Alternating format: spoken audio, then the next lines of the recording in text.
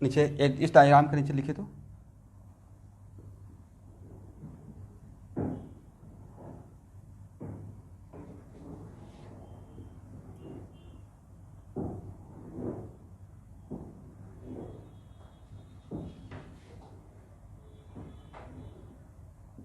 आज last class है।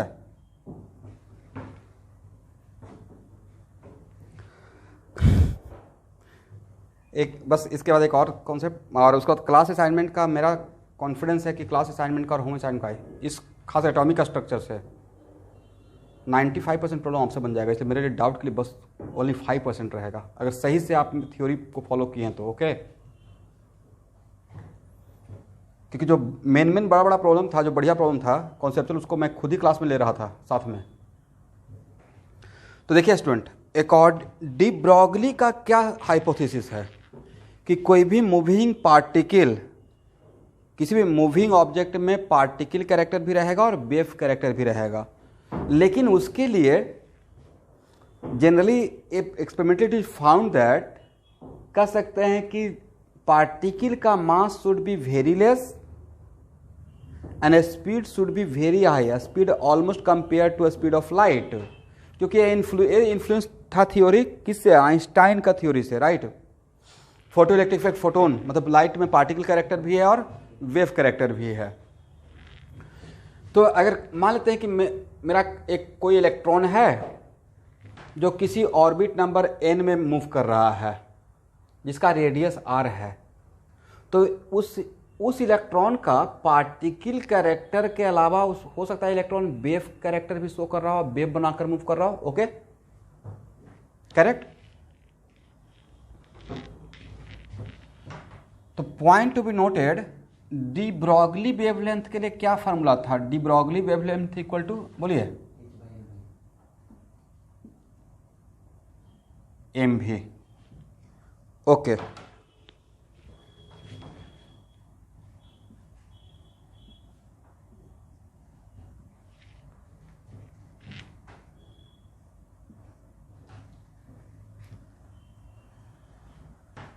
चलिए, याद है आप लोग को नंबर ऑफ वेव का भी एक तो इसका हेडिंग बनाइएगा, वेव नंबर नहीं बोल रहा हूँ, नंबर ऑफ वेव बोल रहा हूँ, ठीक है। तो number of wave created by an electron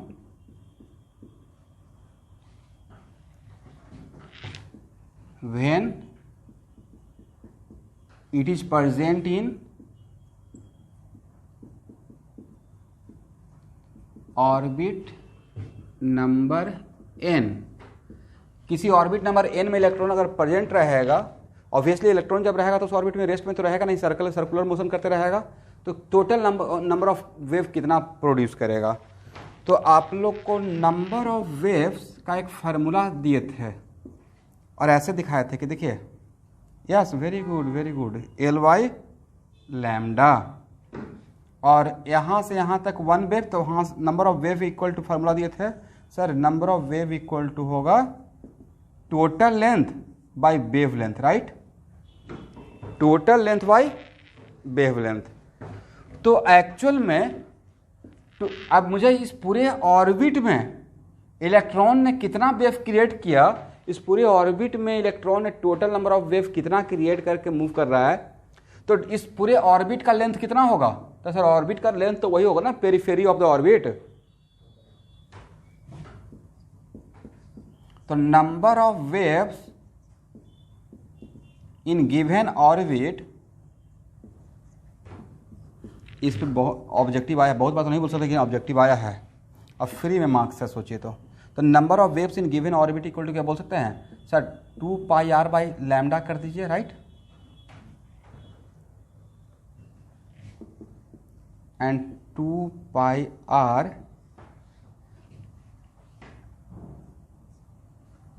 अच्छा स्टूडेंट, 1 मिनट के लिए एक सीरियस डिस्कशन। ऐसे शायद कोई बोल रहे थे, आई एम नॉट मतलब इसके लिए 100% श्योर, बट क्या इस बार ऐसा है क्या कि 11th से डायरेक्ट 12th में प्रमोट कर दिया जाएगा, उसके लिए कोई मतलब कंपलसरी एग्जाम देने का रिक्वायरमेंट नहीं है। इजंट इट ऐसा कुछ है?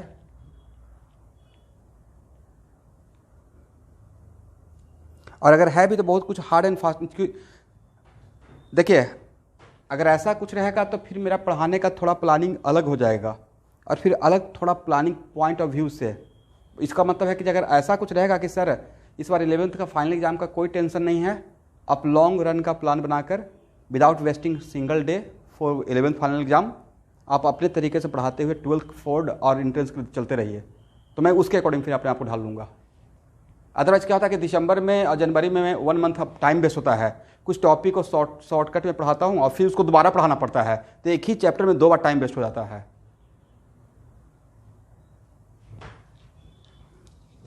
बट ये एक बार आप लोग देख लीजिएगा और मुझे बता दीजिएगा, ठीक है?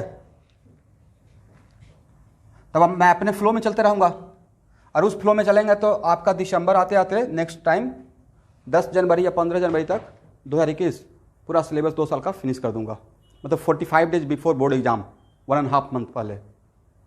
तो जनवरी का जेई मैन बहुत बढ़िया से पकड़ में आ जाएगा। 2021 का मैं बात कर रहा हूँ, प्लानिंग तो उतना ही एडवांस करना पड़ेगा ना।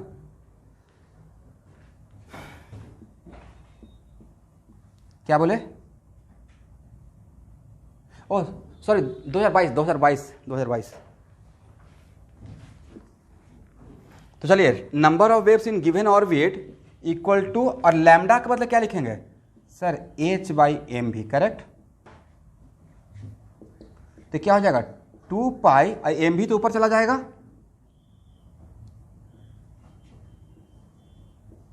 तो ये हो जाएगा sir 2 pi mv/h number of waves.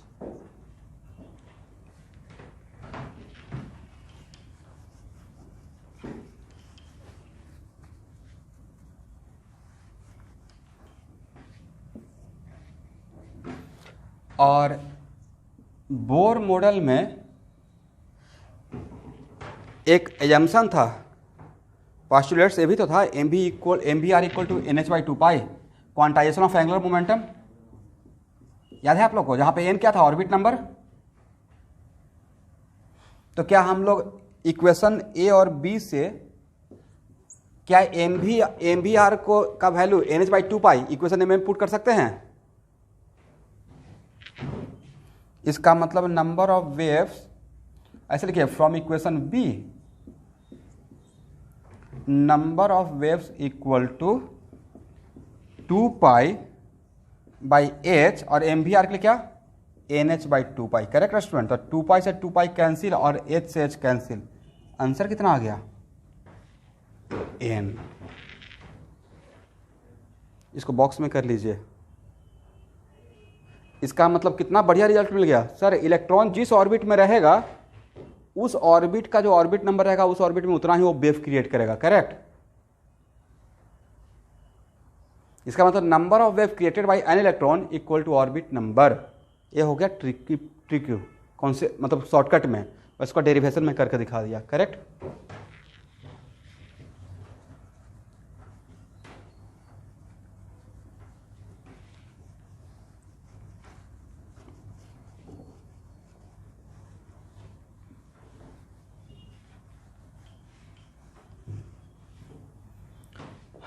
अब इसके बाद सपोज कीजिए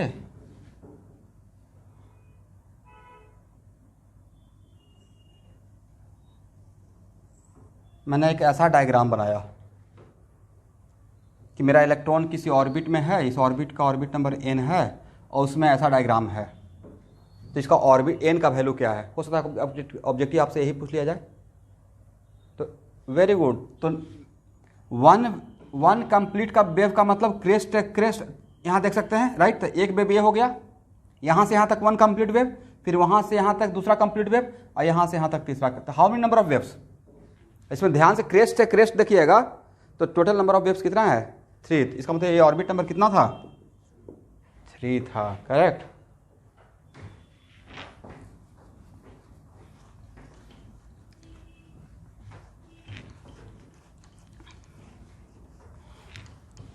आप लोग क्लास असाइनमेंट बनाना शुरू कर दीजिए एटॉमिक स्ट्रक्चर का, 2 दिन में फिनिश कर लीजिए। दिस एग्जाम्पल, चलिए पहले मुझे आप इस एग्जाम्पल को समझाइए। यहाँ से यहाँ तक कितना वेव है? तो सर यहाँ से यहाँ तक 1 वेव हो गया, यहाँ से यहाँ तक 2 वेव हो गया, और हाफ ये हो गया था 2.5 वेव, करेक्ट। तो इसमें वैसे ही देख लीजिए, यहाँ से स्टार्ट करते हैं तो यहाँ से यहाँ तक ये वेव यहाँ पे जाके ख़त्म होगा, यहाँ से यहाँ तक 1 वेव, राइट। फिर यहाँ से यहाँ तक दूसरा वेव, और यहाँ से यहाँ तक तीसरा वेव। तो how many total number of wave? 3। तो जितना नंबर ऑफ वेव है, तो number of waves equal to orbit number था, तो नंबर ऑफ वेव 3, तो ऑर्बिट नंबर 3 रहा होगा, करेक्ट। इसलिए ये डायग्राम दिया जाएगा और पूछा जाएगा इस ऑर्बिट नंबर का ऑर्बिट नंबर, इस ऑर्बिट का ऑर्बिट नंबर क्या है। तो इस पॉइंट को यहाँ पे अप्लाई कर देंगे। क्वेश्चन जो भी एग्जामिनर सेट करेंगे उनका पूछने का उद्देश्य यही रहेगा कि आपको total number of wave created by an electron equal to orbit number. ये कॉन्सेप्ट ट्रिक आपको पता है, ये फार्मूला पता है या नहीं है? ओके।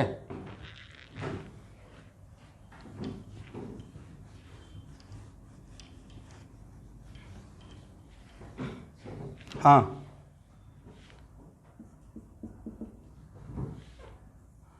यस। अब ऑर्बिट नंबर इन्फिनिटी हो जाएगा तो उसमें इनफाइनाइट वेव हो जाएगा, तो इनफाइनाइट वेव रहेगा तो ऑब्वियसली वेव लेंथ बहुत छोटा हो जाएगा, राइट।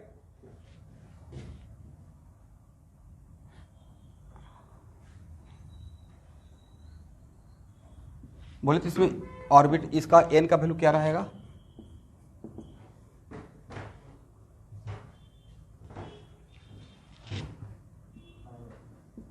यहाँ से यहाँ तक 1 रहेगा, यहाँ से यहाँ तक 2 रहेगा, यहाँ से यहाँ तक 3 रहेगा, यहाँ से यहाँ तक 4 रहेगा, यहाँ से यहाँ तक 5 रहेगा, और यहाँ से यहाँ तक 6 रहेगा, करेक्ट। तो एन का वैल्यू क्या हो जाएगा? 6।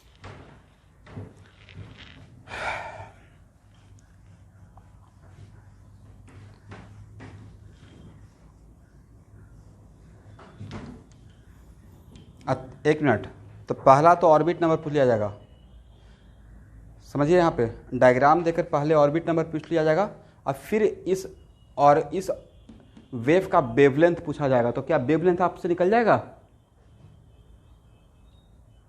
कैसे?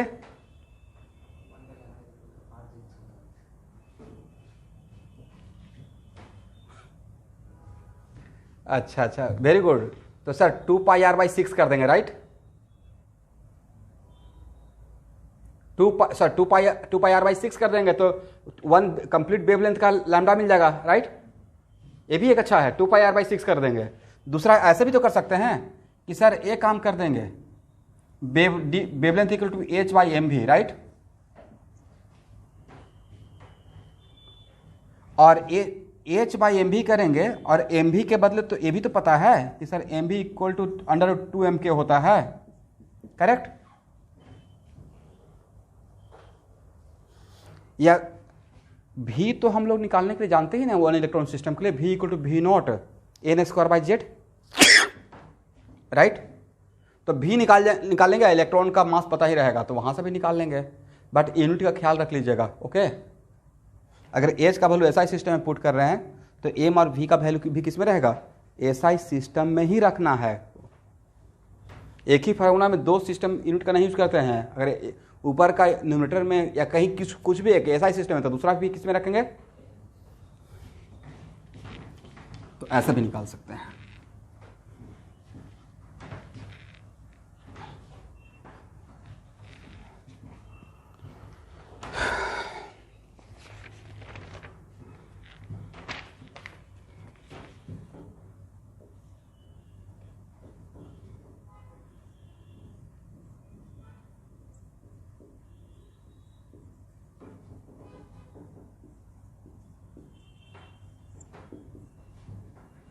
क्या पढ़िएगा इसको, बोलिए।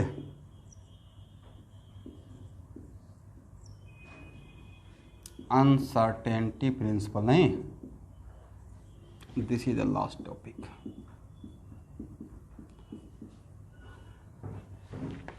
बट इसमें इसके बाद भी जो भी आपका थ्योरी का नोटबुक रहेगा उसमें 5 पेज ब्लैंक छोड़ दीजिएगा, हेडिंग बनाकर श्रोडिंगर वेव इक्वेशन, वो 12th में पढ़ाऊंगा। उसमें 1 आवर का टाइम लगेगा, बट अभी उसको पढ़ाना सही नहीं रहेगा। हेजनबर्ग्स अनसर्टेनिटी प्रिंसिपल लिखिए,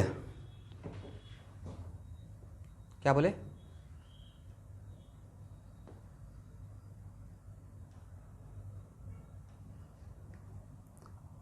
नहीं उतना तो नहीं चाहिए,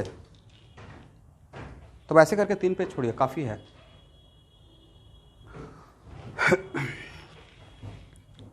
लिखिए, according to this principal,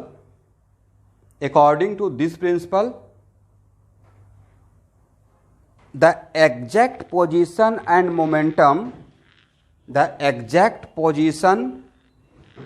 momentum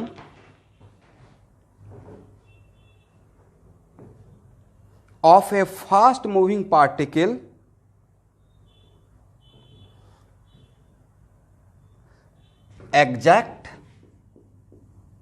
according to this principle, exact position and momentum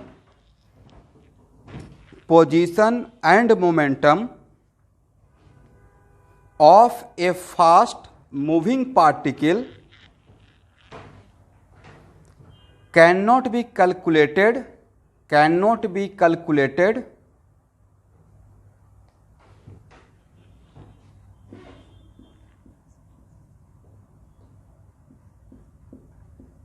इसको क्या पढ़िएगा? मतलब एक्यूरेटली लिखिए, precisely at the same moment of time,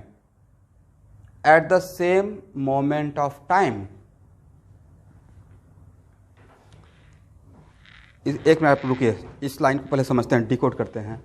इसका मतलब तो नेक्स्ट यहाँ देखिएगा, ये क्यों बोला गया? तो ये बात after de Broglie hypothesis, de Broglie ने क्या बताया कि वैसा कोई भी पार्टिकल जिसका mass is very less, speed is very high. तो देखिए, एक्चुअल में ये मार्कर में सिर्फ पार्टिकल कैरेक्टर रहेगा, और इसको प्रोजेक्ट करेंगे, और अगर 100% पार्टिकल कैरेक्टर है तब इसका हम लोग पाथ बता सकते हैं कि इसका पोजीशन यहाँ पे है और स्पीड या मोमेंटम ये है, राइट, करेक्ट।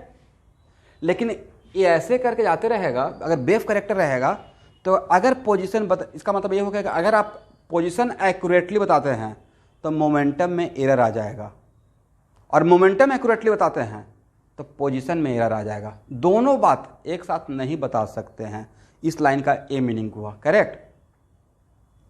अगर आप पोजीशन को एक्यूरेटली बताते हैं तो एरर किस में आ जाएगा? मोमेंटम में। लिखिए,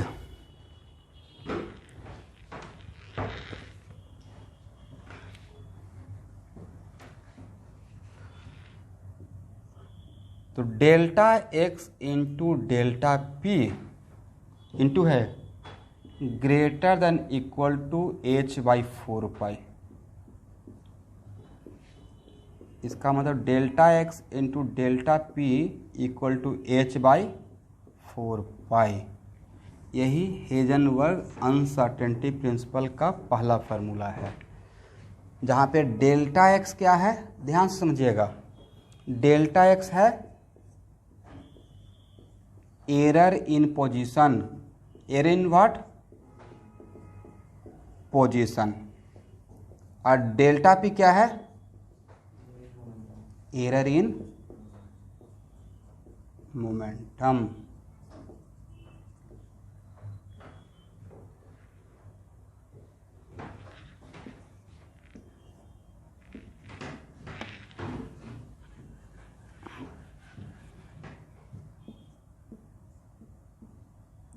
तो अगर डेल्टा एक्स, यहाँ देखिएगा, डेल्टा एक्स अगर 0 आ गया, इसका मतलब पोजीशन में एरर बिल्कुल नहीं। डेल्टा पोजीशन में एरर 0 मतलब पोजीशन बिल्कुल एक्यूरेट बता रहे हैं, एग्जैक्ट बता रहे हैं, राइट, एग्जैक्ट। एरर नहीं है मतलब बिल्कुल सही है।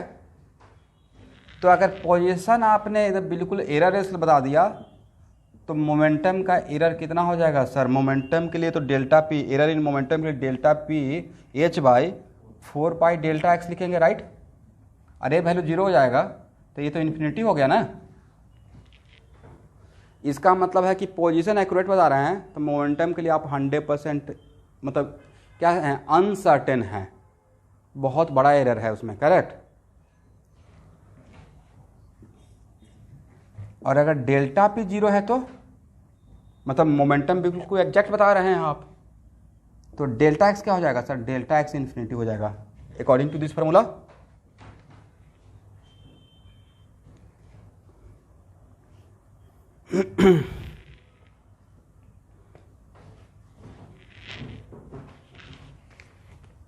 चलिए अब देखिए, तो हम देखिए हम लोग बहुत सारा ऐसा अभी थ्योरी पढ़ते हैं जो हम लोग को बहुत सिंप्लीफाइड फॉर्म में दिया गया है, बट हो सकता है कि इस पर और भी बहुत कुछ काम किया गया है। तो हेजनबर्ग अनसर्टेनिटी प्रिंसिपल का वन ऑफ द फॉर्मेट है delta X into delta P, position और मोमेंटम के बारे में इन्फॉर्म, जो हम लोग के सिलेबस का पार्ट है। Delta X into delta P equal to h/4π, जहाँ पे डेल्टा क्या है, error in position, delta P क्या है, error in momentum. But actually Heisenberg uncertainty principle time और एनर्जी को भी लेकर दिया गया है इक्वल टू h/4π, जहाँ पे डेल्टा ई क्या है, एरर इन एनर्जी, और डेल्टा टी क्या है, एरर इन टाइम। और ये कैसे आया, इसका मैं थोड़ा सा मोटा मोटी आइडिया दे रहा हूँ। देखिए delta X into delta P equal, हाँ बोलिए बोलिए बोलिए,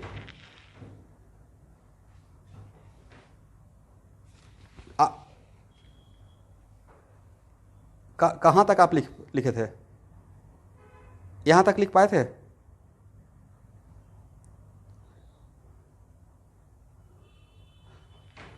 हाँ देखिए, ये मैंने बोला कि यहाँ इस फार्मूला में डेल्टा एक्स का मीनिंग है एरर इन पोजीशन और डेल्टा पी का मीनिंग है एरर इन मोमेंटम, राइट।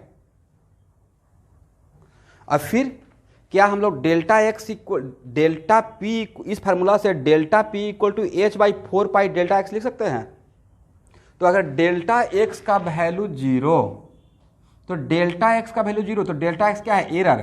तो एरर अगर एरर का वैल्यू 0 है मतलब एरर नहीं है, और एरर अगर नहीं है इसका मतलब आप एग्जैक्ट एक्यूरेटली बता रहे हैं कि where is the particle, position आप एक्यूरेट बता रहे हैं, राइट। तो अगर पोजीशन एक्यूरेट बता रहे हैं तो डेल्टा पी का वैल्यू क्या हो जाएगा, तो सर h/4π डेल्टा एक्स, और डेल्टा एक्स 0 है तो h/0 हो गया ना, तो h/0 इक्वल टू क्या, इन्फिनिटी। किसी भी क्वांटिटी को 0 से डिवाइड करते हैं तो इन्फिनिटी मिलता है, राइट। इसका मतलब डेल्टा पी में एरर क्या हो गया, बहुत बड़ा एरर हो गया। बहुत बड़ा एरर का मतलब सर मोमेंटम के लिए 100 बहुत बड़ा अनसर्टेनिटी हो गया। पोजीशन के लिए 100% सर्टेन, तो मोमेंटम के लिए 100% अनसर्टेन हो गए, करेक्ट। पोजीशन एक्यूरेट बता रहे हैं तो डेल्टा पी 100% अनसर्टेन हो गए, बहुत बड़ा डेल्टा एरर कितना हो गया, इन्फिनिटी हो गया। सिमिलरली अगर डेल्टा पी 0 है इसका मतलब मोमेंटम में एरर नहीं है, इसका मतलब मोमेंटम आप एक्यूरेटली बता पा रहे हैं, तो फिर पोजीशन आप एक्यूरेटली नहीं बताएंगे, करेक्ट। ठीक है, हाँ ना बोलिए, तब तो आगे बढ़ेंगे। चलिए अब मैं यहाँ के बाद बताया कि देखिए ये हेजनबर्ग अनसर्टेनिटी प्रिंसिपल का वन ऑफ द फॉर्मेट है। हेजनबर्ग अनसर्टेनिटी प्रिंसिपल का अदर फॉर्मेट ये भी है, delta E into delta T equal to h/4π, जहाँ पे डेल्टा ई क्या है, लिखिए डेल्टा ई है एरर, कभी कभी ऑब्जेक्टिव इस फॉर्मेट में भी आया है इसलिए मैं पढ़ा दे रहा हूँ, एरर इन एनर्जी, और डेल्टा टी क्या है, एरर इन टाइम। तो एक्चुअली इस फार्मूला से ही यहाँ पे पहुँच सकते थे। Delta X into delta P equal को क्या ऐसे लिख सकते हैं स्टूडेंट, डेल्टा टी से डिवाइड किया, डेल्टा टी से मल्टीप्लाई कर दिया, और delta P by delta T. तो इतना तो डैम श्योर आपको पढ़ाए होंगे फिजिक्स के teacher, change in momentum divided by time taken equal to external force, change Newton second law of motion, यही तो है। Delta P by delta T equal to F external average force. इसी को instantaneous बनाएंगे तो D P by D T लिखेंगे, correct. इसका मतलब delta P by delta T को क्या हम लोग एफ लिख सकते हैं इनटू डेल्टा टी। और बोलिए एफ इंटू डेल्टा एक्स क्या हो सकता है, तो एफ क्या है फोर्स और डेल्टा एक्स क्या है एरर इन पोजीशन, तो force into error in position हो गया error in energy. Force into देखिए डायमेंशनली इस किसका मिलता है, ये किसका डायमेंशन है, तो ये हो गया न्यूटन। अब मीटर, तो न्यूटन मीटर तो एनर्जी का यूनिट हो गया। जस्ट एक सिंपल सा प्रूफ करने के लिए, अपने आप को कॉन्फिडेंस लाने के लिए, तो ये हो गया, इसको हम लोग एनर्जी, तो ये हो गया एरर इन एनर्जी, ये हो गया एरर इन टाइम। प्रूफ आपसे कोई नहीं पूछेगा, इसको भी याद रखिएगा। इस पे प्रॉब्लम पूछा जाएगा, प्रूफ नहीं पूछा जाएगा। ये बिल्कुल नहीं पूछा है कहाँ से आया है, डिराइव करके प्रूफ कीजिए। ये आपका सिलेबस का पार्ट नहीं है। जो भी प्रूफ डेरिवेशन आपका सिलेबस का पार्ट था, उस हर एक डेरिवेशन को मैं बहुत थॉरली किया हूँ आपके चैप्टर में।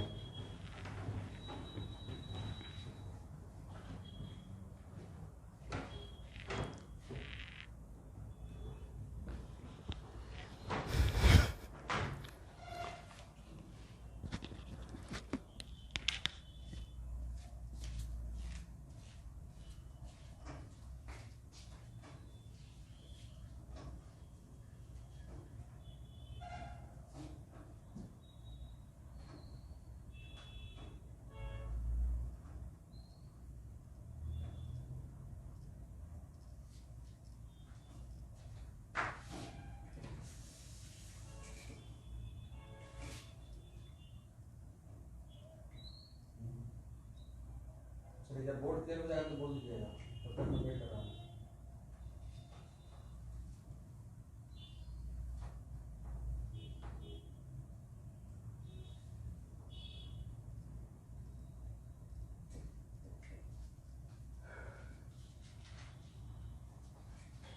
अच्छा इतना पढ़ा लिखता है जो मैं बोर्ड पे लिखता हूँ, तो आप लोग को दिखाई तो पड़ जाता है ना, बोर्ड क्लियर रहता है उस टाइप पे।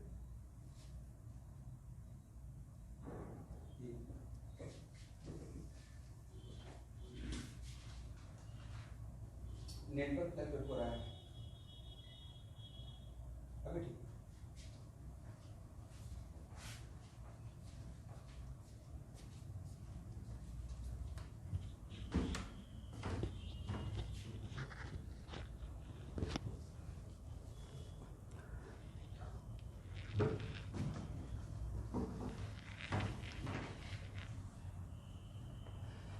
आप लोग को छुट्टी तो नहीं चाहिए ना, या चाहिए?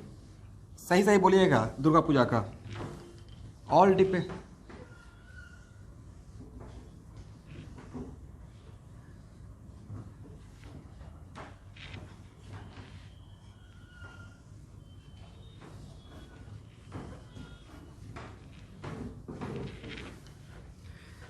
ठीक है ठीक है, मैं प्लान करता हूँ कुछ आप लोग के लिए, लेकिन कल क्लास होगा, ठीक है? कल क्लास होगा। आप लोग इतना बोल रहे हैं तो एक दिन तो छुट्टी दे ही सकते हैं, 1.5 डे।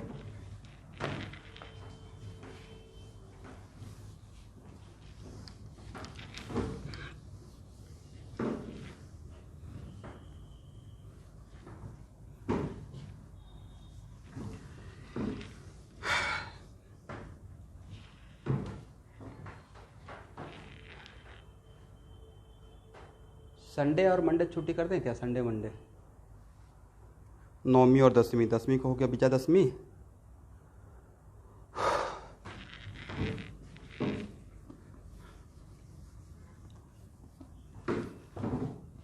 चलिए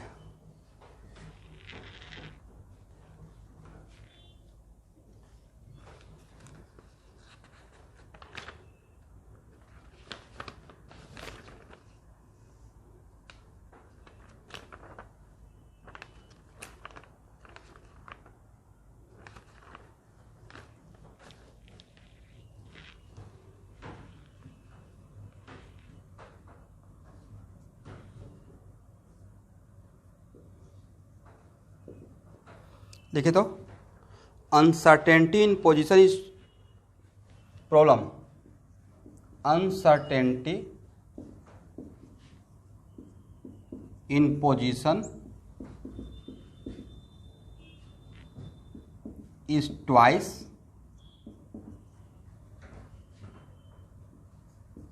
the uncertainty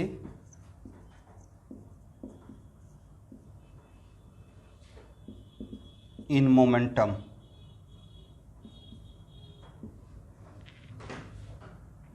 अब देखिए इसी को जब तक नहीं पढ़ाए थे तब तक लग रहा था कि सर प्रॉब्लम में कैसे होगा, क्या होगा, नहीं था कि सर हेजनबर्ग का प्रॉब्लम अब एक लाइन का प्रॉब्लम हो गया, यही तो करना है ना। डेल्टा पी पता रहेगा तो डेल्टा एक्स नहीं निकालेंगे, और डेल्टा एक्स पता रहेगा तो डेल्टा पी, एक लाइन का तो कॉन्सेप्ट था हम लोग का जो सिलेबस का पार्ट है। तो uncertainty in position is twice the uncertainty in momentum, then uncertainty in velocity is first option. कौन सबसे फास्ट बनाते हैं, क्वेश्चन आप बनाना शुरू कर दीजिए, मैं ऑप्शन यहाँ पे सेट कर रहा हूँ।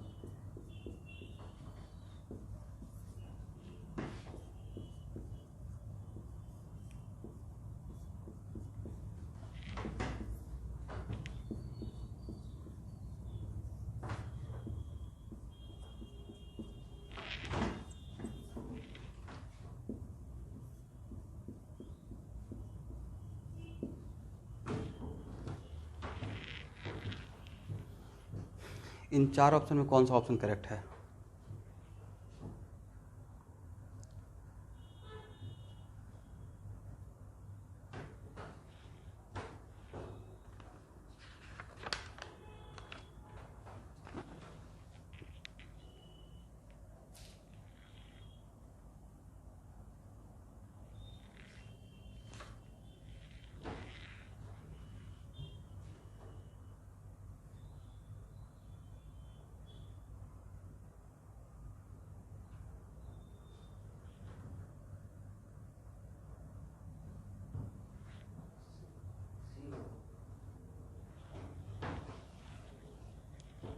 Very good,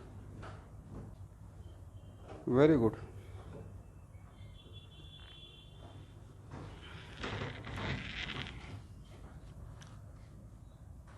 uncertainty in position is twice the uncertainty, इसका मतलब delta X equal to 2 delta P, ये क्वेश्चन में दिया हुआ है राइट। तो सॉल्यूशन,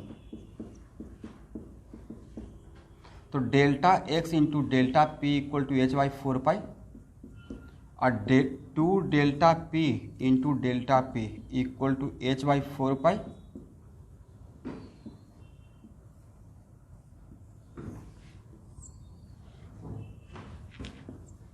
और इसके बदले हम लोग लिख सकते हैं क्या, डेल्टा पी के बदले एम डेल्टा भी, डेल्टा पी के बदले हम लोग क्या लिख सकते हैं, mass into error in velocity right.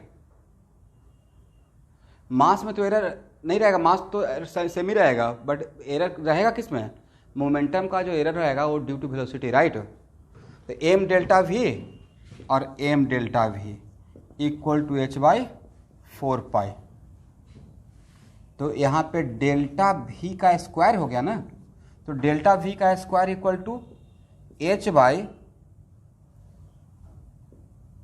8 pi M square, इतना तो लिख सकते हैं।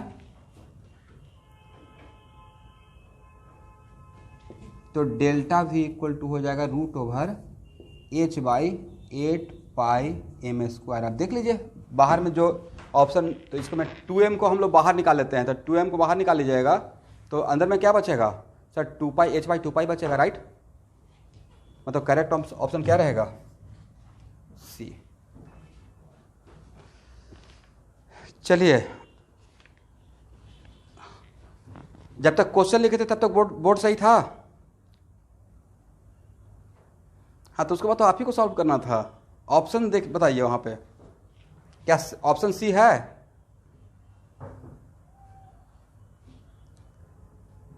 मैंने सॉल्यूशन यहां से स्टार्ट किया, delta X equal to 2 delta P according to question right. अब फिर मैंने लिखा formula delta X into delta P, मैं बोल दे रहा हूँ solution, delta X into delta P equal to H by 4 pi. ये मेरा पहला स्टेप था।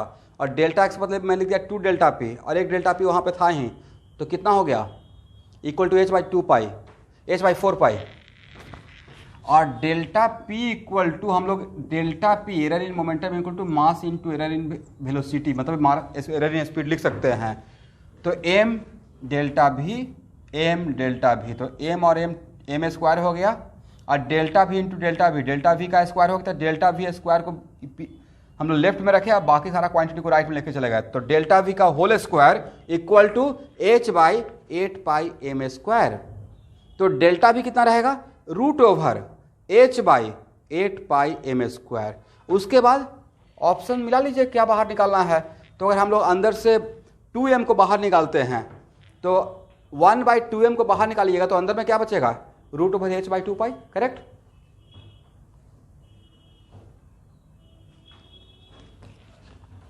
चलिए एक्सरसाइज सेकेंड का, क्लास असाइनमेंट का एक्सरसाइज सेकेंड का question number 63, do it fast.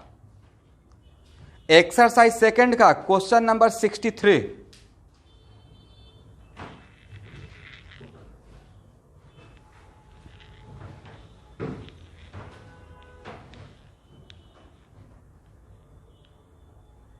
हाँ, a golf ball has a mass of 40 gram and a speed of 45 meter per second.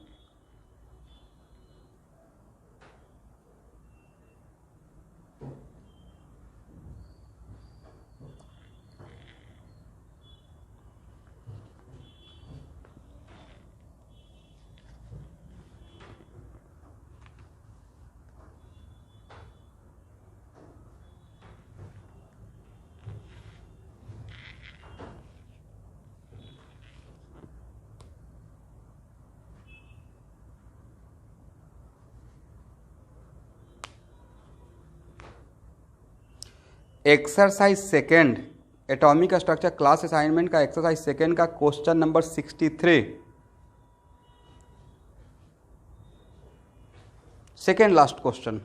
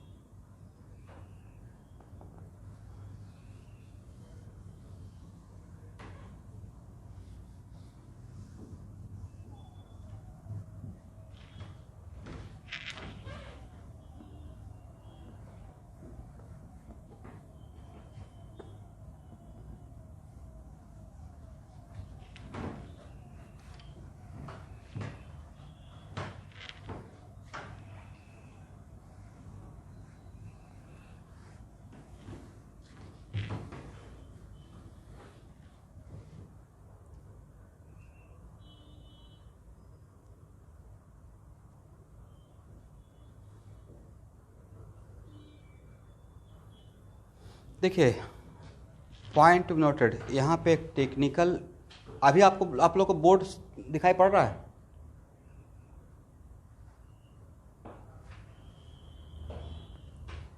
अच्छा, आवाज़ तो सुनाई पड़ रहा है? ओके, तो इसको ऐसे सोचिए कि सपोज कीजिए कि मैं कोई क्वेश्चन पेपर सेट करता हूँ और मैंने ऑब्जर्व किया कि अगर 100 क्वेश्चन मैंने पेपर में सेट किया तो ऑलवेज मुझसे मोटा मोटी ऐसा हो रहा है कि 95 क्वेश्चन एररलेस है मेरा। 5 क्वेश्चन में कुछ ना कुछ डेटा छूट जा रहा है या ऑप्शन में उल्टा पुल्टा हो जा रहा है या कुछ मिस्टेक है मेरे क्वेश्चन सेट करने में। 95 क्वेश्चन मेरा करेक्ट है बिल्कुल from my point of view, ठीक है। तो हर बार मतलब 10 बार ऐसा मैंने ऑब्जर्व किया तो हमेशा मोटा मोटी यही आ रहा है कि 95 क्वेश्चन सही है, 5 क्वेश्चन में कहीं ना कहीं कुछ ऑप्शन का या कुछ ना कुछ डेटा मिसिंग है। इसका मतलब मुझे कितना % एक्यूरेसी और मेंटेन करने का रिक्वायरमेंट है, with in accuracy of what? 95% में डिफॉल्ट में करेक्ट था, राइट? यस। इसका मतलब वही 5% के लिए मैं अनसर्टेन था। मैं 5% निकल क्या था, 95% तो पहले से मेरा करेक्ट था, तो मैं अनसर्टेन कितना के लिए रहा, दिमाग में मेरा बैठ गया कि 5 क्वेश्चन में मेरा थोड़ा गड़बड़ रहता है, राइट। तो उतना के लिए मैं एक्यूरेसी मेंटेन करूंगा विद इन एक्यूरेसी ऑफ 5%। बाकी मेरा इनर्शिया में था कि 95 क्वेश्चन मेरा करेक्ट ही रहता है, सेट किया हुआ, राइट। दैट्स वाई यहाँ जो क्वेश्चन में जो बोला गया है कि एक गोल्फ बॉल है जो mass of 40 gram and speed of 45 metre per second, if speed can be measured within the accuracy of 2%, इसका मतलब 98% सर्टेन है, 2% ही अनसर्टेन था, इसलिए 2% का एक्यूरेसी मेंटेन किया गया है, ओके। अदरवाइज एक्यूरेसी मेंटेन सिर्फ 45 मीटर पर सेकंड ले लेते हैं। 2% एक्यूरेसी, इसका मतलब अनसर्टेन कितना था, 98% या 2%? 2% इतना कहानी तो इसी के सुनाए थे, जित एक्यूरेसी मेंटेन किए क्योंकि उसके लिए आप अनसर्टेन थे, तभी आपने 2% का एक्यूरेसी मेंटेन करके चला उस काम में, ओके, मेजरमेंट में। अब 100% श्योर रहते तो नहीं समझ में आया। इस एग्जाम्पल को जैसे कुछ काम करते हुए आपको हैबिट हो गया ना कि वो काम आपसे हो जाता है, राइट, इनर्शिया, ठीक है। तो वैसे ही मैं क्वेश्चन पेपर सेट कर रहा हूँ आप लोग के एग्ज़ाम के लिए। तो जो एग्जामिनर जो क्वेश्चन सेट करता है उसमें भी तो कुछ क्वेश्चन में मिस्टेक रहता है, डेटा इनसफिशिएंट या कुछ छूट जाता है, राइट। तो मैंने 100 क्वेश्चन का पेपर बनाया, ऐसा 10 सेट बनाया, और मैं देख रहा हूँ कि हर सेट में मेरे से 95 क्वेश्चन में कोई प्रॉब्लम नहीं है। 5 क्वेश्चन ऐसा रहता है जिसमें कुछ ना कुछ लाइन छूट गया, डॉट छूट गया, कुछ ना कुछ ऑप्शन छूट गया, राइट। इसका मतलब 5% मेरा अनसर्टेन है, 95 क्वेश्चन मेरा करेक्ट रहता है, सेट किया हुआ, करेक्ट। इसका मतलब है कि मुझे क्या 100% अलर्ट रहने का रिक्वायरमेंट था या 5% एक्यूरेसी मेंटेन करने का और रिक्वायरमेंट है? वही 5% मेरा मिस्टेक हो रहा था। तो इस क्वेश्चन में भी क्या बोला गया है कि स्पीड को ऐसे ही मेजर कर लिया जाता, लेकिन स्पीड को मेजर करने के टाइम पे 2% का accuracy with in accuracy maintain किया गया है। इसका मतलब 98% वो सही ही देता था जो भी इक्विपमेंट था, राइट, मेजर करने का। सिर्फ कितना परसेंट में एरर आता था, अनसर्टेन रहता था 2% का। इसका मतलब अनसर्टेनिटी क्या 98% हुआ या अनसर्टेनिटी 2% हुआ स्पीड का? 2%। तो फर्स्ट टाइम में इस क्वेश्चन को मैं देखा था तो मुझे से भी लगा था कि शायद 2% एक्यूरेसी मेंटेन किया गया है तो 98% अनसर्टेन है। ऐसा नहीं है, उल्टा सोचिए, इसमें 2% के लिए ही अनसर्टेन थे, इसलिए 2% का मैंने एक्यूरेसी मेंटेन किया है। Correct student?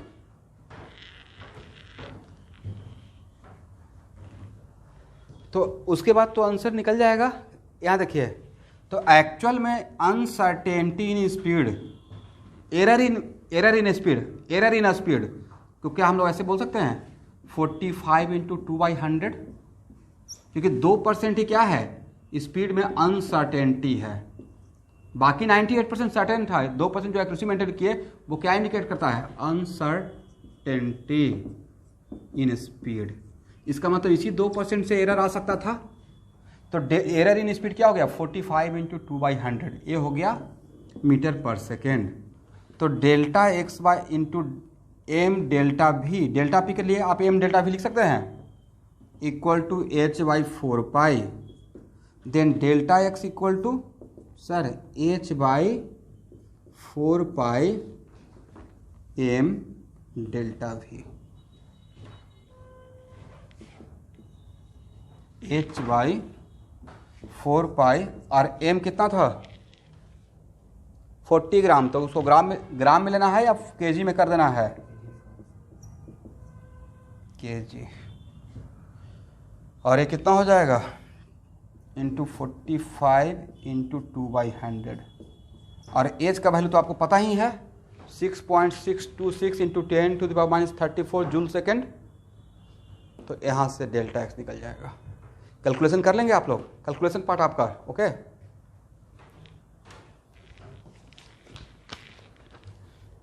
चलिए,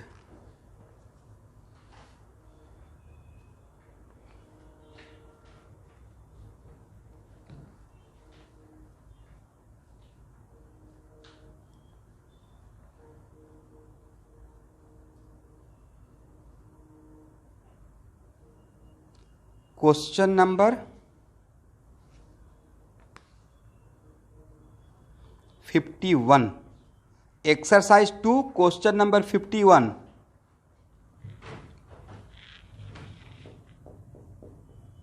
exercise 2 question number 51, do it fast.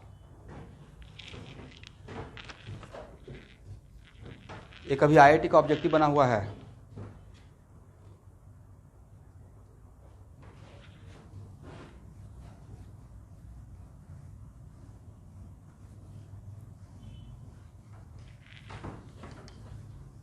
Fifty one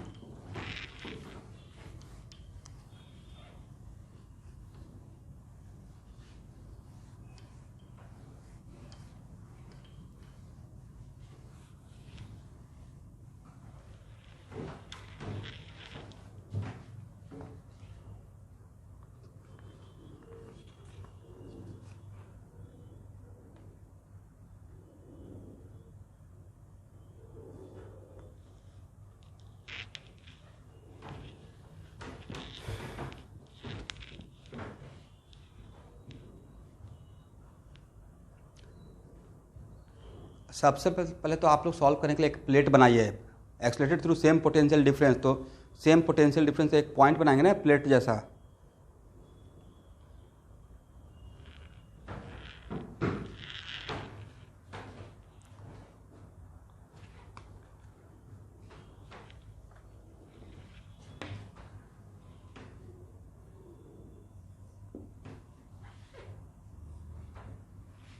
alpha particle किसे बोलते हैं स्टूडेंट? हीलियम के न्यूक्लियस को, He2+, right. Alpha particle positive charge particle है और प्रोटॉन भी तो पॉजिटिव चार्ज पार्टिकल है। और यहाँ पे टर्म, यहाँ सब लोग ध्यान सुनिएगा, यहाँ पे टर्म यूज किया है एक्सेलरेटेड। तो कोई भी पॉजिटिव चार्ज पार्टिकल कहाँ से कहाँ तक मूव करता है तो उसको एक्सेलरेटेड बोलते हैं। Any charge particle Ben moving by itself from higher potential to lower potential, then it is accelerated, okay? और कितना स्पीड से प्रोजेक्ट किया गया है अगर नहीं बोला गया है, मतलब स्टार्टिंग फ्रॉम रेस्ट, जब नहीं बोला गया है कि यहाँ से प्रोजेक्ट किए हैं, इसका मतलब सिर्फ एक्सेलरेटेड, इसका मतलब स्टार्टिंग फ्रॉम खुद से मान लेते हैं क्या, रेस्ट में, ओके? तो हम लोग क्या करेंगे, देखिए इसी दिन के लिए तो आपको पढ़ाए थे, एक ऐसा देखे थे डी ब्रॉगली वेवलेंथ के टाइम पे, ऐसा है कि थ्योरी में पढ़ाया था, आप लोग को याद होगा, ए और बी। तो बोला गया कि जब H पॉजिटिव चार्ज, कोई भी मेरा एक Q पॉजिटिव चार्ज पार्टिकल है, जब यहाँ से यहाँ जाएगा तो इस प्लेट पे जब पहुँचने के बाद जो डी ब्रॉगली का वेवलेंथ बनेगा उसका रेशियो क्या है। तो एक मिनट रुकिए, तो हम लोग इसको जनरल पॉजिटिव चार्ज पार्टिकल मान के पहले सॉल्व करते हैं, एक जनरल सॉल्यूशन। तो यहाँ पे याद है आप लोग को लगाया थे, conservation of mechanical energy apply किए थे, E इक्वल टू EV। तो K plus UA equal to KB plus pen चलना पड़ेगा, और स्टार्टिंग रिलीज किए हैं तो 0, इसको क्या लिखेंगे, QVA equal to KB QVB। तो KB कितना हो गया, KB क्या हो गया, जब प्लेट B पे पहुंचा तो, क्योंकि एक्सलेटेड किया गया, accelerated through this potential difference, मतलब वहां तक पहुंचा, तभी तो वहां तक के लिए एक्सलेटेड बोल रहे हैं, right. Accelerated through potential difference V, तो एक्सलेट उस एक्सेशन का एंजॉय किया, इसका मतलब यहां से यहां तक आ गया। तो Q VA minus VB equal to Q potential difference V, right. और आप लोग को डी ब्रॉगली वेवलेंथ के लिए एक फार्मूला ये भी तो दिए थे, √2m के, याद है। तब प्लेट B पे जब पहुंचेगा तो H बाई √2m KB लिख सकते हैं, और KB के लिए क्या A लिख सकते हैं student, general solution H by √2m QV। यहां तक आइए फास्ट।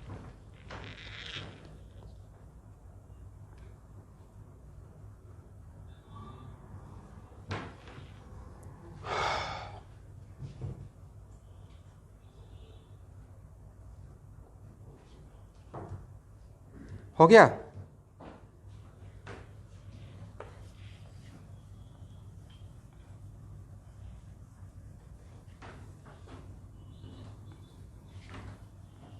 देखिए एक जनरल सॉल्यूशन करने से फ़ायदा क्या रहा सर, अब मुझे अगर प्रोटॉन का डी ब्रॉगली वेवलेंथ चाहिए होगा तो बस यहाँ पे कुछ नहीं करेंगे, रूट ओवर 2 मास किसका लेंगे, प्रोटॉन का, राइट, और चार्ज किसका लेंगे, प्रोटॉन का। प्रोटॉन का चार्ज कितना, इलेक्ट्रॉन के चार्ज के बराबर, मैग्नीट्यूड के बराबर, राइट, भी। और अगर यहाँ पे de Broglie wavelength alpha particle का, तब क्या लिखेंगे sir, h by root over 2। अब मास किसका लीजिएगा, अल्फा पार्टिकल का, और चार्ज किसका लीजिएगा, अल्फा पार्टिकल का। तो अल्फा पार्टिकल का चार्ज कितना सर, 2 यूनिट पोएटिज, राइट। तो क्या ई के बदले 2e लिख दें, ई के बदले क्या 2e लिख सकते हैं स्टूडेंट।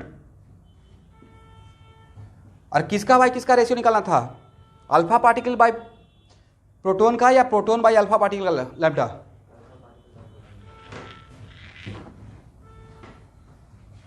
ये आईआईटी का ऑब्जेक्टिव था, ऑप्शन दिया हुआ था वहां पे, ठीक है। तो this by this equal to, आप सोच खुद इमेजिन कीजिए कि आईआईटी का ऑब्जेक्टिव पूछा जा रहा है और प्लेट का कॉन्सेप्ट ही नहीं पता है, एक्सीलरेटेड कैसे होता है और हम लोग कैसे कंजर्वेशन ऑफ मैकेनिकल एनर्जी लगाते हैं। तो ये सब चीज़ तो नहीं रहेगा फिर एनसीईआरटी में, वेरी फ्रैंकली। इसका मतलब आपको पढ़ना पड़ेगा, राइट।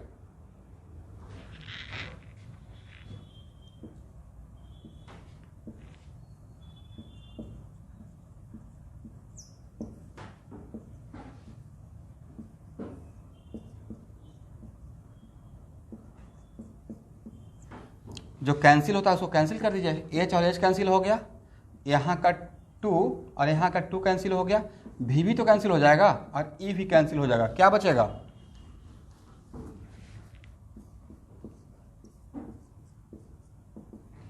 सर बच जाएगा, ए वाला ऊपर चला जाएगा, ए वाला नीचे आ जाएगा। क्या बच जाएगा स्टूडेंट,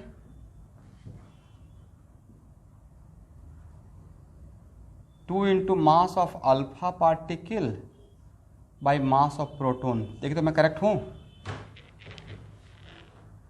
और एक minute, which particles are responsible for mass of atom और आयन। तो सर न्यूक्लियॉन्स, मतलब प्रोटॉन और न्यूट्रॉन, राइट। और हीलियम 2+ के न्यूक्लियस में, ये तो पता है ना कि हीलियम का मास नंबर होता है 4, तो 2 प्रोटॉन होता है, 2 न्यूट्रॉन होता है। और आपको बताया था कि मास ऑफ प्रोटॉन और mass of neutron almost same रहता है, ठीक है। इसका मतलब क्या बोल सकते हैं कि मास ऑफ अल्फा पार्टिकल प्रोटॉन के मास से 4 टाइम्स ज़्यादा रहेगा, मोटा मोटी इस एजम्पशन के साथ।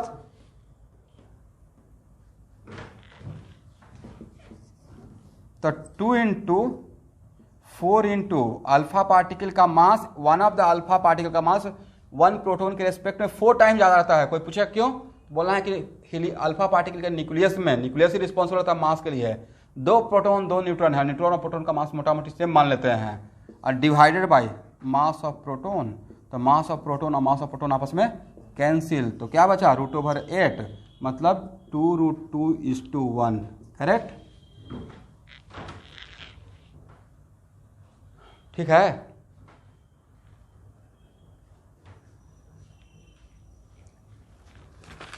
तो अब आइडिया लग गया कि डी ब्रॉगली वेवलेंथ को कैसे अप्लाई करके क्वेश्चन सेट किया जाएगा।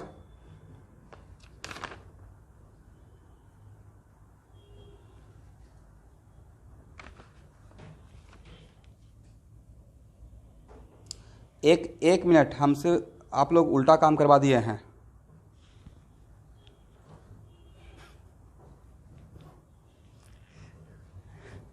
तो कोई बात नहीं है, सॉल्यूशन तो सीधा हुआ ना। अब यहां के बाद एक लाइन लिख लेंगे,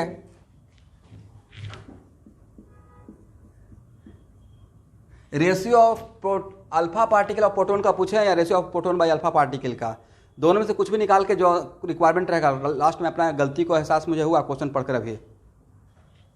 इसका मतलब ए रेशियो क्या रहेगा, 1/2√2, राइट, मतलब 1:2√2। This is the answer. आप में से किसी का आया था सॉल्व करने के बाद, या मेरे साथ चले हैं?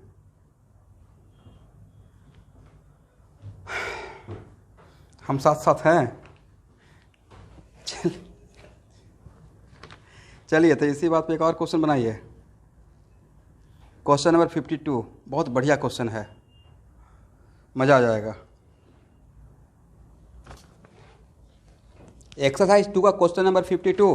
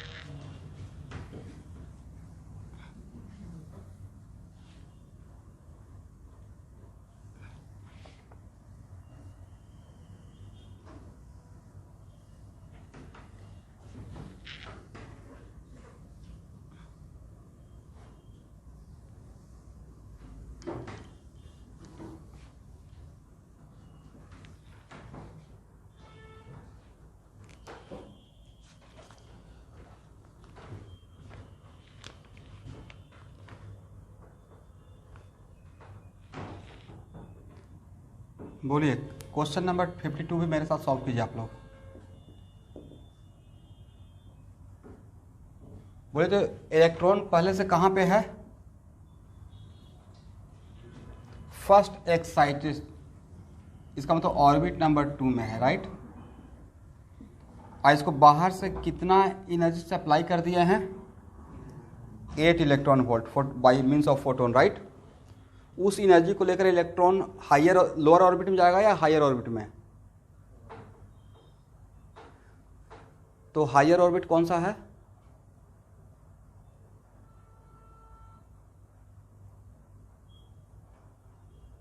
क्यों? बाकी थर्ड ऑर्बिट का एक फिक्स एनर्जी है ना। इस इलेक्ट्रॉन को बोला गया कि इतना दिए हैं हम लोग एनर्जी।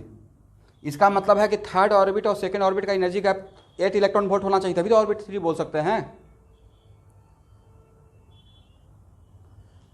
8 इलेक्ट्रॉन वोल्ट लिया है, इसका मतलब तो क्या E3 minus E2 8 electron volt है हाइड्रोजन के लिए?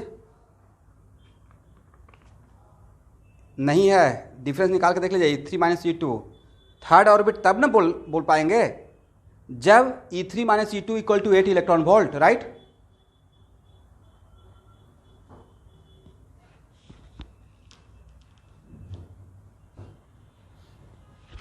तो नहीं लगता कि सर यहाँ पे एक काम करेंगे फिर En minus E2 equal to 8 electron volt, right. En minus E2 equal to 8 electron volt, तो यहाँ से N निकालेंगे।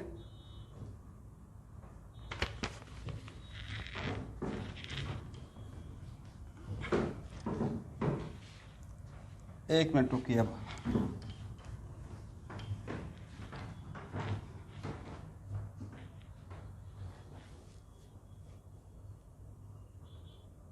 एक मिनट रुकिए पहले। सर अब देखिए तो कोई उपाय है नेटवर्क सही करने का, इसका कोई मोबाइल लीजिए ना, ब्लूटूथ से इसको कनेक्ट कीजिए तो, या हाँ ठीक है।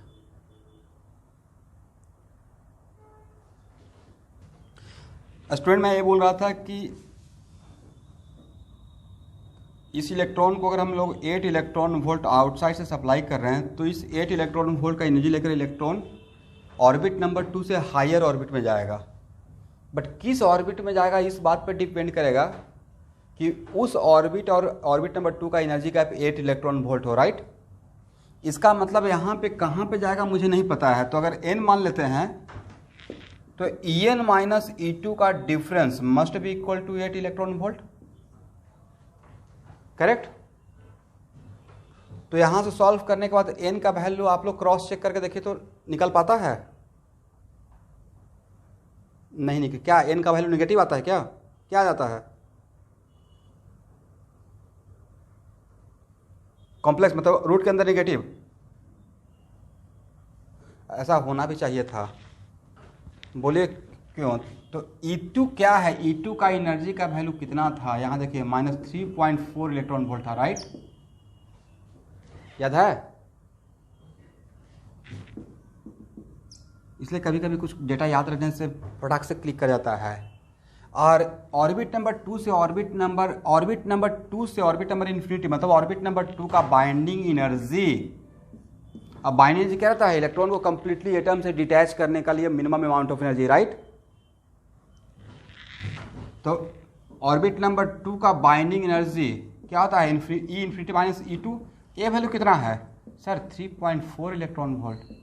तो एक्चुअली हम इस इलेक्ट्रॉन को 3.4 इलेक्ट्रॉन वोल्ट एनर्जी चाहिए था एटम से ही आउट होने के लिए। आपने तो 8 इलेक्ट्रॉन वोल्ट दिया है, तो एटम के अंदर किसी ऑर्बिट पे रुकेगा क्या,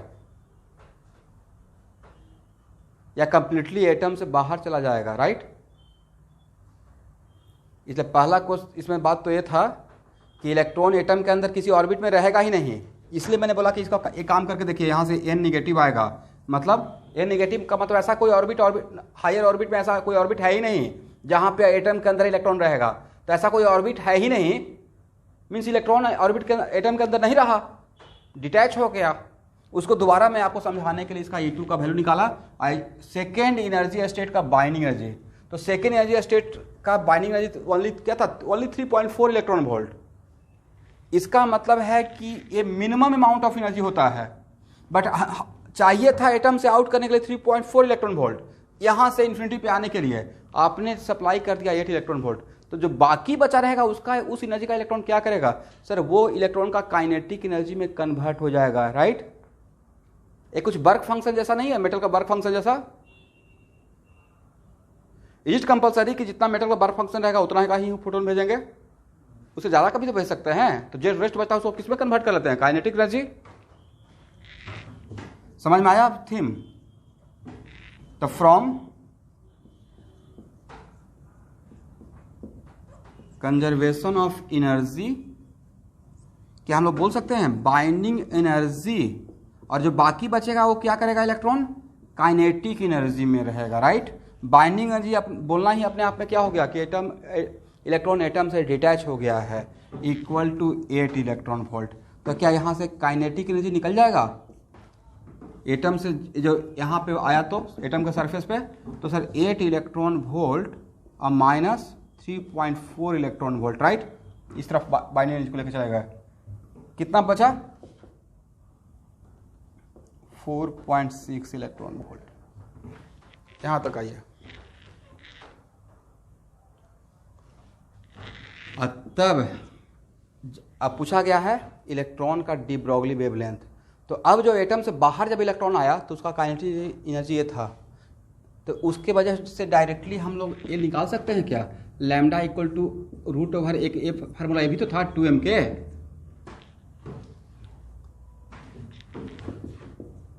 h बाय m किसका, इलेक्ट्रॉन का, और k के लिए क्या लिखिएगा सर 4.6 इलेक्ट्रॉन वोल्ट, इतना लिख सकते हैं ना।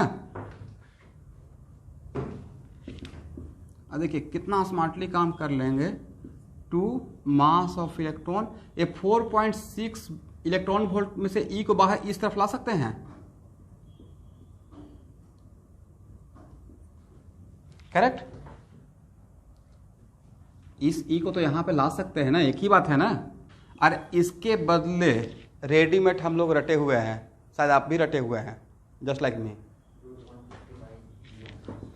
150/4.6 रूट ओवर नहीं एंगस्ट्रॉम। इस क्वेश्चन में ए थीम था, ये बढ़िया, इस पर स्टार लगा दीजिए, बढ़िया क्वेश्चन है। इससे पहले भी जो क्वेश्चन किए वो भी अच्छा क्वेश्चन था, ये भी बढ़िया क्वेश्चन है।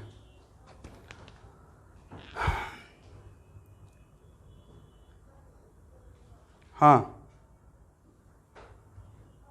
बोलिए।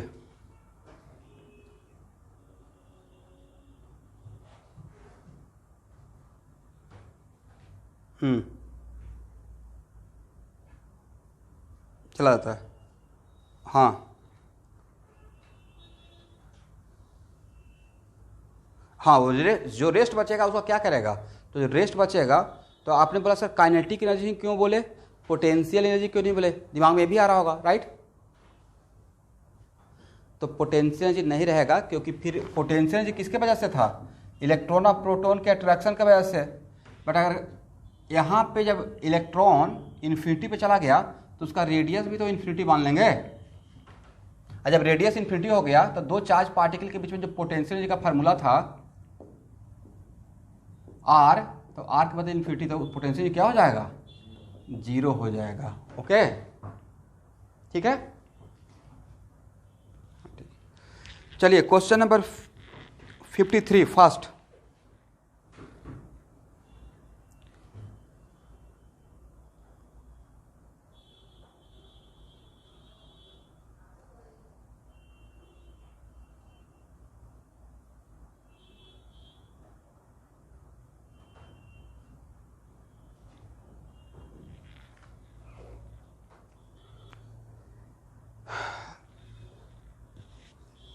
रिकॉर्डिंग फादर क्लिप स्टॉप कर दीजिए। आज के बीच का पोटेंशियल डिफरेंस कितना दिया हुआ है,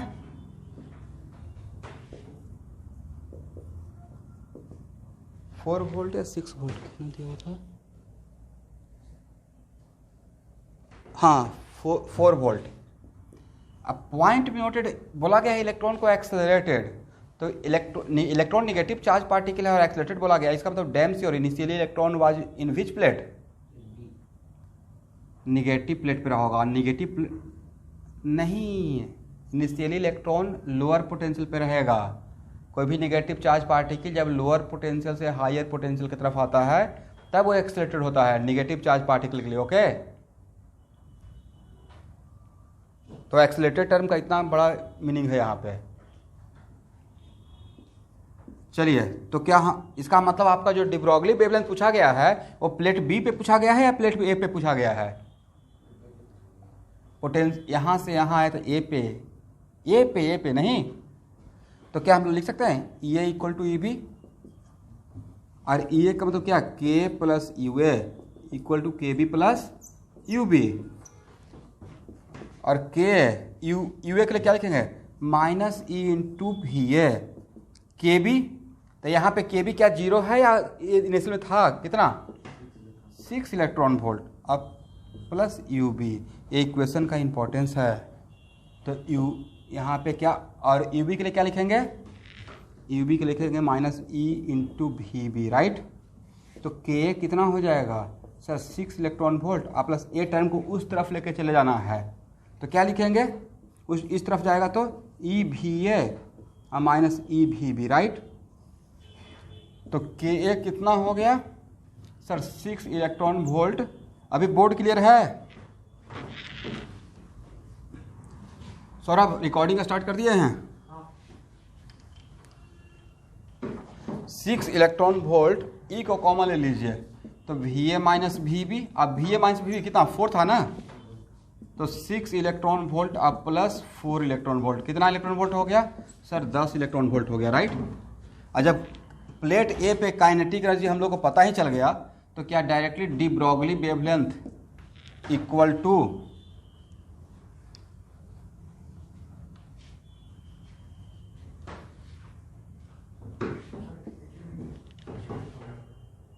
प्लेट ए पे टोटल काइनेटिक एनर्जी हम लोग को मिल गया था कितना का, यहाँ से मैं डायरेक्ट यहाँ पे आया हूँ तो 10 इलेक्ट्रॉन वोल्ट, तो डायरेक्ट फार्मूला लगा दिए lambda equal to H by under 2m के, और के के बदले 10 इलेक्ट्रॉन वोल्ट, ई को बाहर इस तरफ ले आए तो हो जाएगा h बाई अंडर 2me, और इसके बदले तो रेडीमेड जानते हैं इलेक्ट्रॉन, खास कर इलेक्ट्रॉन के लिए, दूसरे के लिए नहीं। कितना था 150 बाई 10 एंगस्ट्रॉम, तो हो गया √15 एंगस्ट्रॉम। ओके, रिकॉर्डिंग हो रहा है ना सौरभ?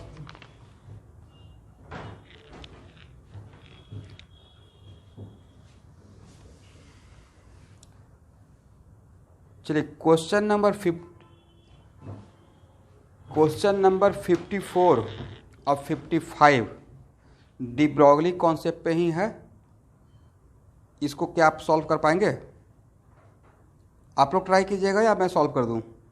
आप लोग इसको ट्राई कीजिए। अभी मैं क्लास डिस्कनेक्ट कर रहा हूँ, यहाँ का आज का क्लास इतना ही, और ट्राई कीजिए, नहीं बनेगा तो मैं इसको सॉल्व करूँ। इसकी क्लास असाइनमेंट है तो इसका तो सारा प्रॉब्लम ऐसे भी मुझे डिस्कस करना है। अब नेक्स्ट क्लास केमिस्ट्री का केमिकल बॉन्डिंग और ऑर्गेनिक केमिस्ट्री दोनों स्टार्ट करेंगे, ठीक है? जो हाँ बोलिए बोलिए बोलिए।